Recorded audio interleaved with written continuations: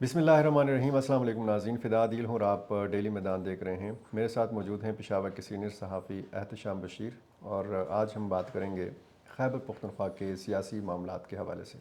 हुकूमती मामलात बहुत गर्म हैं, और इससे पहले हमने देखा कि वज़ीर आला खैबर पख्तूनख्वा अली अमीन ख़ान गंडापुर ने बड़ा जारहाना अंदाज़ अपनाया।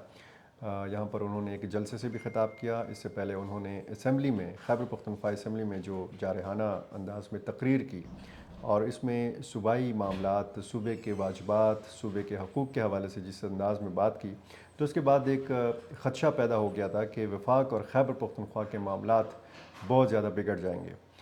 लेकिन हमने देखा कि पिछले दिनों वज़ीर-ए-आज़म शहबाज शरीफ से मुलाकात हुई अली अमीन ख़ान गंडापुर की, और आज तक मुबसरीन इस मुलाकात के ऊपर बात कर रहे हैं। क्या ये मुलाकात साबिक़ वज़ीर-ए-आज़म इमरान ख़ान की मंजूरी से हुई? क्या इस मुलाकात के बाद खैबर पख्तूनख्वा और वफाक के जो मामलात हैं वो स्मूथली चलना शुरू हो जाएंगे? क्या जो मुतालबात हैं खैबर पख्तूनख्वा के हकूक़ के हवाले से वो वफाक की तरफ से मान लिए जाएंगे? जो चीफ़ सेक्रेटरी और आने वाले दिनों में आईजी पुलिस का एक मामला आ रहा है, ये जो नए ओहदेदार हैं इनकी तकर्री भी इंतहाई अहमियत की हामिल है। ये मामला कहाँ जाके रुकेगा? अली अमीन ख़ान गंडापुर के पास बतौर वज़ीर आला दो रास्ते थे कि एक तो या वो मुज़ाहमत जारी रखते, दूसरा ऑप्शन, दूसरा रास्ता उनके पास ये था कि वो मुफ़ाहमत करें, वो बतौर वज़ीर आला अपना किरदार अदा करें। इन सारे सवालों का जवाब हम एहतशाम बशीर साहब से लेने की कोशिश करेंगे। एहतशाम, दो रास्ते, एक मुफ़ाहमत का, एक मुज़ाहमत का। अली अमीन ख़ान गंडापुर के कांधों पे दो ज़िम्मेदारियाँ हैं। एक वो सूबाई सदर हैं पाकिस्तान तहरीक इंसाफ के, यानी उनका सियासी किरदार, उनका सियासी ओहदा, और दूसरा उनके पास हुकूमती ओहदा है, वज़ीर आला खैबर पख्तूनख्वा। तो ये दोनों को कैसे मैनेज कर रहे हैं? और आने वाले दिनों में आपको लगता है कि जिस तरीके से उन्होंने आगाज़ किया, और अब इस मुलाकात के बाद, वज़ीर-ए-आज़म शहबाज शरीफ से मुलाकात के बाद, आपको क्या लगता है कि अली अमीन ख़ान गंडापुर का लबो लहजा मुमकिन तौर पर आने वाले दिनों में क्या हो सकता है? बिस्मिल्लाहिर्रहमानिर्रहीम। बहुत बहुत शुक्रिया फ़िदा भाई। जैसा कि आपने कहा है कि अली अमीन का आने वाले दिनों में क्या लबोलहजा हो सकता है, तो उससे ये अभी जो प्राइम मिनिस्टर साहब के साथ मुलाकात की उनसे वो साफ ज़ाहिर हो गया है। इससे पहले जब आपने बताया कि वो उन्होंने असम्बली में जो तकरीर की है और फिर जो पेशावर में पीटीआई का जलसा हुआ है, उस लबोलहजे से ये ज़ाहिर हो रहा था कि तसादम की तरफ ये सूरत हाल जाएगी, मफाहमत की तरफ नहीं जाएगी। चूँकि अली अमीन साहब जो हैं वो पहले पीटीआई के एक वर्कर हुआ करते थे, एक वज़ीर हुआ करते थे, फिर फेडरल मिनिस्टर, अभी वो चीफ मिनिस्टर हो गए हैं, और दोहरी ज़िम्मेदारी उनकी पीटीआई की सूबाई सदारत की भी है। लेकिन पहले उन्होंने अपने सूबों को देखना है, अपने सूबे की सियासी सूरत हाल, मुआशी सूरत हाल को देखनी है। तो मेरे ख़्याल में इसी सूरत हाल को देख कर जब उन्हें ब्रीफिंग दी होगी ब्यूरोक्रेसी की जानिब से कि सूबे के मुआशी सूरत हाल क्या हैं, आपने जो सेहत कार्ड का ऐलान किया है उसके लिए पैसे कहाँ से आएंगे, आपने जो अभी राशन का जो ऐलान किया है प्रोजेक्ट का रमज़ान में, उसके लिए पैसे कहाँ से आएंगे। तो इस सारी सूरत हाल को देख कर उन्होंने ये फ़ैसला किया होगा कि क्यों ना हम वफाक की तरफ, मफाहमत की तरफ जाएँ। तो इसीलिए फ़ैसला किया गया है कि वो प्राइम मिनिस्टर से मिले, सूबे के जो सूरत हाल है मुआशी उनके सामने रखें कि जब तक आप पैसे नहीं देंगे तो सूबा कैसे आगे चलेगा। ये सिर्फ पीटीआई की बात नहीं है, सूबे की आवाम की बात है कि सूबे में सिर्फ पीटीआई की आवाम नहीं है, यहाँ पर मुस्लिम लीग भी है, एएनपी भी है, जेयूआई भी है, सब मकतबा फ़िक्र से ताल्लुक़ रखने वाले लोग भी हैं। तो इसी सूरत हाल को देखते हुए वो प्राइम मिनिस्टर साहब के साथ गए हैं, और उनसे ये तय किया गया है कि जो सूबे की सियासी सूरत हाल, वो मुआशी सूरत हाल, उसकी बेहतरी के लिए उनको जो पैसे बनते हैं वो उनके दिए जाएँ। तो इस सूरत हाल पर उन्होंने जब मुलाकात के बाद बाहर आए हैं, तो आपने देखा होगा कि पहले वाले अली अमीन में और अब के अली अमीन में आपको काफ़ी उसके लब लहजे में फ़र्क नज़र आया होगा। एहसन इकबाल साहब के साथ उन्होंने प्रेस टॉक की है, तो उन्होंने यही कहा है कि सियासी इख्तलाफ अपनी जगह, लेकिन हमने सूबे की सूरत हाल को लेकर आगे बढ़ना है। तो यही नज़र आ रहा है कि आने वाले दिनों में बजाय इसके कि वो तसादम की तरफ जाएँ, मफाहमत की तरफ कदम बढ़ाया जाएगा। और यही बात उन्होंने आज जो पीटीआई की कोर कमेटी का इजलास हुआ है उसमें भी उन्होंने ये सारी सूरत हाल रखी है कि पीटीआई के प्लेटफार्म से हम अपनी सियासी जदोजहद का आगाज़ करेंगे। جبکہ ہم اب ایز اے وزیر اعلیٰ خیبر پختونخوا کے وہ صوبے کی صورتحال کو بہتر بنانے کے لیے وفاق کے ساتھ جو ہے مفاہمت کا راستہ اپنائیں گے. ٹھیک. اس ملاقات کے بعد یعنی وزیر اعظم سے ملاقات کے بعد پی ٹی آئی کے کارکنوں کا کیا رد عمل ہے؟ کیا وہ اس ملاقات سے مطمئن ہیں، خوش ہیں؟ ہونی چاہیے تھی یہ ملاقات، نہیں ہونی چاہیے تھی؟ دیکھیں یہ بڑی اچانک سی صورتحال پیدا ہوئی. خیال یہ نہیں کیا جا رہا. جیسے پہلے جب پرائم منسٹر نے حلف لیا تو اس میں انہوں نے شرکت نہیں کی ہے اور انہوں نے یہی کہا تھا کہ جو ہے وہ انہوں نے ایک چور وزیر اعظم قرار دیا تھا کہ جی وہ ہاں کہ ان سے وہ ہو کر آئے ہیں، فارم 47 چوری کر کے وہ آئے ہیں. تو اسی لیے یہ توقع نہیں کی جا رہی تھی کہ اتنا اچانک سے علی امین جو ہیں وہ پرائم منسٹر سے جا کر بیٹھ جائیں گے اور ان سے یہ بات کریں گے. جو پی ٹی آئی کی جو آپ کہہ رہے ہیں ورکر کو یہ تسلیم ہوگا یا نہیں ہوگا یہ الگ صورتحال ہے، لیکن صوبے کی صورتحال کو دیکھتے ہوئے یہ ایک راستہ اپنانے کی ضرورت تھی.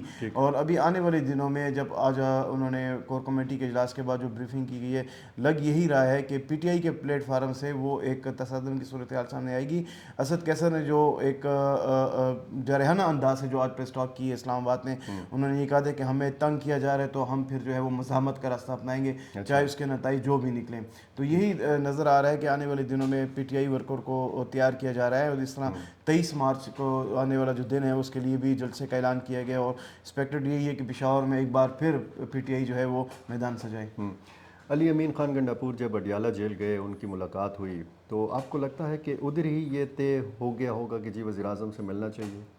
بالکل ملاقات تو بار بار نہیں ہو سکتی، تو اسی ملاقات میں انہوں نے ساری صورتحال سامنے رکھی ہوگی کہ بھئی اب جو ہے ہم نے دو راستے اپنانے ہیں. ایک تو اپنی پارٹی کا سیاسی جدوجہد ہے اور ایک دوسرا ہم نے اپنے صوبے کی صورتحال کو لے کر چل رہے ہیں. تو اسی میں انہوں نے تمام جو ابھی آنے والے دنوں میں یہ ابھی جو صورتحال جو گزر رہی ہے، یہ گزرنے والی ہے، تو یہ ساری فیصلے ان سے لے کر آئے ہوں گے.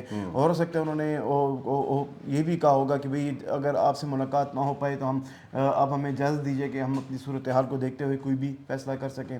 تو یا تو انہوں نے اس پرائم منسٹر کے ساتھ جو ملاقات ہوئی اس کی اجازت لی ہوئی، یا پھر جو ہے انہوں نے پارٹی قیادت کے ساتھ مشاورت کے بعد فیصلہ کیا ہوگا کہ ہمارے پاس وقت نہیں ہے کیونکہ ہم نے صحت کارڈ کا جو ہے وہ اجرا کر دیا ہے، اس کے لیے ہمیں پیسوں کی ضرورت ہے، تو ہم کیوں نہ مفاہمت کی طرف قدم بڑھائیں اور آنے والے دنوں میں صوبے کی معاشی صورتحال کی بہتری کے لیے وفاق کی طرف جائیں. تو اگر عمران خان صاحب کی طرف سے اجازت ہے تو ہم یہ کہہ سکتے ہیں کہ یہ ان کی طرف سے بھی مفاہمت کے لیے آمادگی کا اشارہ ہو سکتا ہے؟ دیکھیں علی امین سے بھی یہی آپ نے دیکھا ہوگا کہ وہ کویشچن کیا گیا تھا کہ یہ ملاقات عمران خان کی اجازت سے لی گئی ہے، تو انہوں نے بھی یہی کہا ہے کہ بالکل ان سے مشاورت کے بعد ہم جو ہے وہ فیصلہ کرتے ہیں. تو آج جو ملاقات آج جو اسد کیسر نے بھی یہی بات کی ہے اور بیرسٹر گور کی طرف سے بھی بات کی گئی ہے کہ ہم بات چیت کے لیے تیار ہیں، اسی لیے ہم جو ہے پارلیمنٹ میں آئے ہیں، پارلیمنٹ میں ہم بات کرنا چاہتے ہیں، پارلیمنٹ کے باہر بھی بات کرنا چاہتے ہیں. لیکن ان کا یہ کہنا تھا کہ جس طریقے سے پی ٹی آئی والوں کو تنگ کیا جا رہا ہے، اگر یہی صورتحال رہی تو پھر ہم مفاہمت کی طرف نہیں جائیں گے. تو یہی جو ہے اب دیکھنے صورتحال آگے جو آ رہی ہے تو اس میں دیکھتے ہیں کہ پی ٹی آئی جو ہے وہ بات چیت، حکومت اور پی ٹی آئی آپس میں بیٹھ کر بات چیت کرنے کے لیے تیار ہے یا نہیں. تو ایک طرف مفاہمت اور بات چیت کی باتیں ہیں اور دوسری طرف ہم دیکھتے ہیں کہ اس ملاقات سے تقریباً میرا خیال ہے ایک دن پہلے الیکشن کمیشن کی طرف سے ایک نوٹس جاری ہوتا ہے کہ جس میں علی امین خان گنڈاپور کو کہا جاتا ہے کہ جی آپ ڈسٹرکٹ الیکشن کمشنر کے سامنے پیش ہوں 26 مارچ کو، اور اس کے بعد پھر یہ ملاقات ہوتی ہے. تو آپ کو لگتا ہے کہ آنے والے دنوں میں مختلف طریقوں سے علی امین خان گنڈاپور کو تنگ بھی کیا جا سکتا ہے؟ دیکھیں ابھی تو الیکشن ہوئے ہیں، حکومت سازی کا مرحلہ مکمل ہوا ہے اور اس کے بعد علی امین کے خلاف یہ کیس بھی نکلا ہے. صرف یہ کیس ہی نہیں ہے، علی امین کے خلاف اور بھی کیسز ہیں. ابھی جو ملٹری کورٹ ہے اس میں بھی علی امین کا کیس چلنا ہے، اس کا بھی فیصلہ آنا ہے. تو ساری صورتحال کو دیکھتے ہوئے ابھی علی امین نے قدم اٹھانا ہے. اگر وہ اپنی حکومت کو بچانا چاہتے ہیں یا وہ چاہتے ہیں کہ یہ حکومت جو ہے وہ اپنا 5 سال کا عرصہ کمپلیٹ کرے تو انہیں تصادم کی طرف نہیں جانا ہوگا، ورنہ ان کے لیے ان کے راستے میں کافی مشکلات سامنے آ سکتی ہیں. ابھی چونکہ انہوں نے گورنمنٹ بھی کرنی ہے، حکومت چلانی ہے، تو اس لیے انہوں نے اپنی بیوروکریسی لے کر آنی جو اس کے ساتھ تعاون کر سکے. جیسے کہ آپ کو پتہ ہے چیف سیکرٹری کا معاملہ ابھی سامنے آ گیا ہے اور اسی طرح اس کے بعد یہ جو معاملہ آپ نے اس پہ ہم تفصیلی بات کرنے کی کوشش کرتے ہیں کہ ایک جو مراسلہ گیا خیبر پختونخوا حکومت کی طرف سے اس میں ایک نام تجویز کیا گیا تھا، یعنی ایک نام کی سفارش کی گئی تھی کہ سید شہاب علی شاہ جو سابق ایڈیشنل چیف سیکرٹری ہیں خیبر پختونخوا کے اور اس وقت پوسٹڈ ہیں بلوچستان میں اور پرنسپل سیکرٹری بھی رہے ہیں وزیر اعلیٰ خیبر پختونخوا کے، ابھی ان کے محمود پاس خان میرے میں کوئی عہدہ نہیں ہے شاہ ولی شاہ کے پاس، لیکن ہیں وہ بلوچستان کی حکومت کے پاس. تو اصول تو میرا خیال ہے یہ ہے کہ یہاں سے 3 نام جاتے ہیں اور وہ مراسلہ جو ہے وہ واپس بھیج دیا گیا اور پھر خیبر پختونخوا حکومت نے ایک دوسرا مراسلہ بھیجا ہے جس میں 3 نام ہیں اور ٹاپ پہ وہی شہاب علی شاہ صاحب ہیں. تو آپ کو لگتا ہے کہ آنے والے چیف سیکرٹری جو ہیں خیبر پختونخوا کے وہ شہاب علی شاہ صاحب ہی ہو سکتے ہیں؟ دیکھیں فدا، آپ نے جو پہلے مراسلے کا ذکر کیا، اگر آپ اس کو دیکھیں تو اس میں کسی کو ریفر نہیں کیا گیا، کسی کو مطلب نہیں کیا گیا کس کو بھجوایا گیا یہ لیٹر، اس میں کسی کا ذکر نہیں ہے. ایک تو یہ مراسلہ تھوڑا سا مشکوک نظر آتا ہے کیونکہ ابھی تک نہ حکومت کی جانب سے اس کو آن کیا گیا ہے کہ بھئی یہ ہماری طرف سے بھیجا گیا ہے، اور نہ ہی جو نام لیے جا رہے ہیں مثال کے طور پر شہاب علی شاہ کا نام ہے، جو چیف سیکرٹری ہیں ان کی طرف سے بھی یہ نہیں کہا جا رہا کہ بھئی یہ گورنمنٹ کی طرف سے بھجوایا گیا ہے. اس مراسلے کو کوئی آن نہیں کر رہا. اگر اس کے بعد جب پرائم منسٹر سے ملاقات ہوئی ہے وزیر اعلیٰ کی تو اس میں انہوں نے یہ ڈیمانڈ رکھی ہے کہ جی ہمیں جو ہے وہ چیف سیکرٹری چینج کر کے دیا جائے. تو طریقہ کار کو آپ کو پتہ ہے کہ 3 نام بھجوائے جاتے ہیں، اس میں سے پھر فیڈرل گورنمنٹ جو ہے وہ صوبائی حکومت کی مشاورت سے جو ہے وہ ایک نام چیف سیکرٹری کا لے کر آتے ہیں. تو دیکھتے ہیں اگر شہاب علی شاہ کو حکومت چاہتی ہے کہ شہاب علی شاہ کا نام آئے اور وفاقی حکومت بھی چاہتی ہے کہ جی ہم پروونشل گورنمنٹ کے ساتھ تصادم کی طرف بھی محمد کی طرف بڑھتے ہیں، تو پھر انہی کے مطالبے پر جو ہے شہاب علی شاہ کا نام جو ہے وہ چیف سیکرٹری کے لیے آ سکتا ہے. اس کے علاوہ آپ کو پتہ ہے کہ وہ 2 نام اور بھی ہیں، فخر عالم کا نام ہے اور شکیل قادر کا نام بھی ہے سامنے آ رہا ہے. تو اس کے بعد دوسرا مرحلہ جو ہے وہ آئی جی کا آ سکتا ہے کیونکہ آئی جی کے حوالے سے تحریک انصاف کے اندر کافی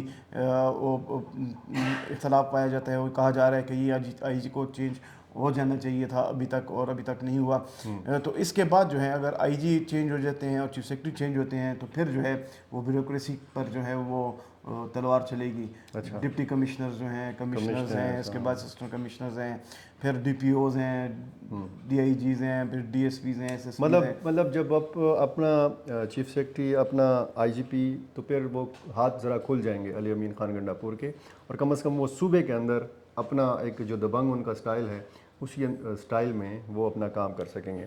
دیکھتے ہیں ناظرین، احتشام بشیر کا تجزیہ آپ نے سنا. آنے والے دنوں میں ہماری بھی نظر ہے بہت بڑے بڑے پروجیکٹس بحال کرنے ہیں. علی امین خان گنڈا پور نے نئے پروجیکٹس کا آغاز کرنا ہے. سابقہ منصوبے جن پہ کام نہیں شروع ہوا تھا، اعلان باقاعدہ ہوا تھا، جیسے مثال کے طور پر بڑا منصوبہ جو ہے پشاور سے ڈیر اسمل خان تک موٹر وے ہے، صحت انصاف کارڈ کی بحالی، اور ظاہر ہے کہ اس کے لیے اربوں روپے چاہیے اور جتنے بقایا جات ہیں، جتنا کیس تیار کیا ہے خیبر پختونخوا حکومت نے، دیکھنا یہ اب یہ ہے کہ وفاقی حکومت اس حوالے سے اپنا کیا کردار ادا کرتی ہے. آپ کا بہت شکریہ.